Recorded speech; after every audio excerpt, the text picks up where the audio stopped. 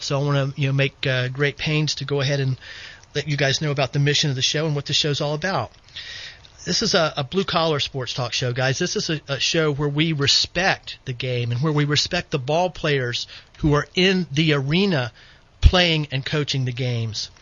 And to put a finer point on it, going a little bit further, I'd rather watch guys like Jim Kelly or Gale Sayers or Jim Brown talk about the NFL draft than Mel Kiper Jr.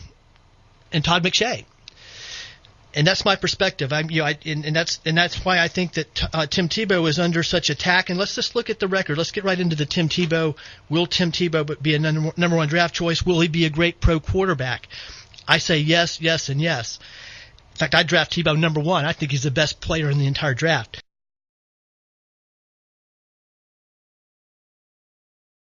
If we look at the Tebow critiques, and I've mentioned this before on the show, but I want to make sure we go ahead and mention it because I think it hits at the core of the issue. Let's take a look at who's against Tim Tebow. Mel Kiper Jr., a guy who and let's just say this about Kiper. I've been watching this guy ever since he's been on TV, and he's got to have the lowest batting average of correct picks of anybody in any profession in America. So the fact that this guy's even on TV pretending to be an expert is ridiculous if it's not some kind of a ironic humor type of situation, which is what I've always thought that's what it was all about. I thought it was some kind of ironic humor situation where the joke was on him. But now he's joined by this other pencil neck, Todd McShay, and this guy hates Tebow too. And these are about the only guys that are on TV at 24/7. And then who else hates Tebow? This guy named John Clayton, who's right in the same ballpark with Kiper and McShay.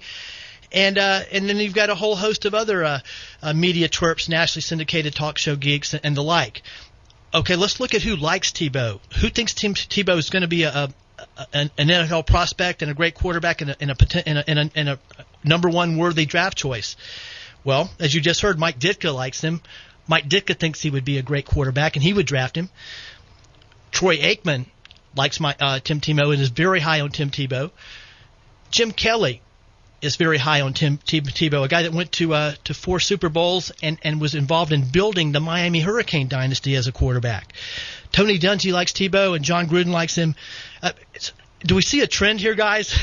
I mean, do we see a trend in who likes Tim Tebow and who's against him? If Jacksonville has the opportunity to draft this kid, I feel he could come right in and do just as well as David Garrard, if not better, starting this year. And I'll hang up and get your thoughts. Yeah. Well, thanks, David. Thanks for that call.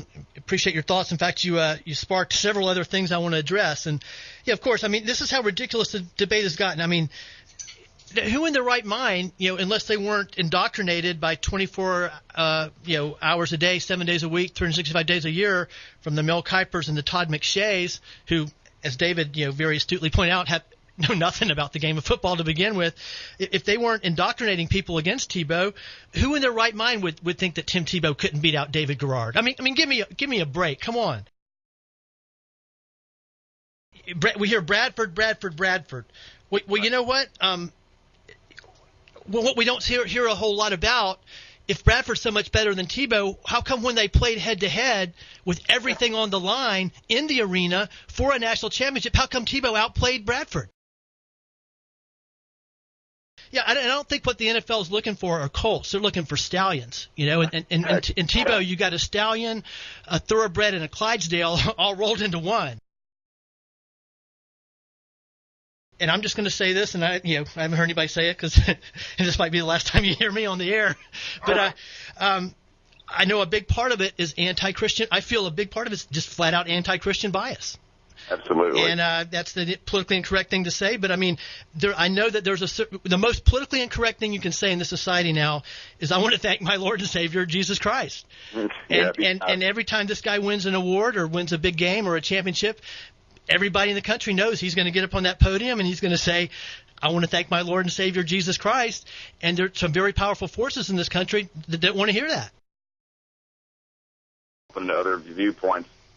I think when the rubber meets the road, they're not at all open to other viewpoints. And I'm really hoping that I can't wait for the moment tomorrow night when he's drafted in the first round. I think that'll make a lot of people miserable, and it'll certainly make myself happy. And kudos to you for saying it, Roger. I don't hear anybody else out there in the media doing it, but keep up the good work. And it's going to work out well for Tim Tebow, too. I think he's going to go in the first round. I give the NFL a little bit more credit. I don't give the NFL so-called experts a lot of credit. I think there's at least one or two teams that will appreciate Tim Tebow. I think he'll go in the first round, regardless of whether he goes in the first, second, third, whether he signs as a free agent. The call from Talking Old School is Tim Tebow will be a great pro. He'll win games. He'll lift the team. And I fully expect Tim Tebow 20, 25 years from now, we'll be seeing Tim Tebow inducted into the NFL Hall of Fame, Football Hall of Fame. That's the word from Talking Old School. That's going to do it, guys. Thanks for all the guys.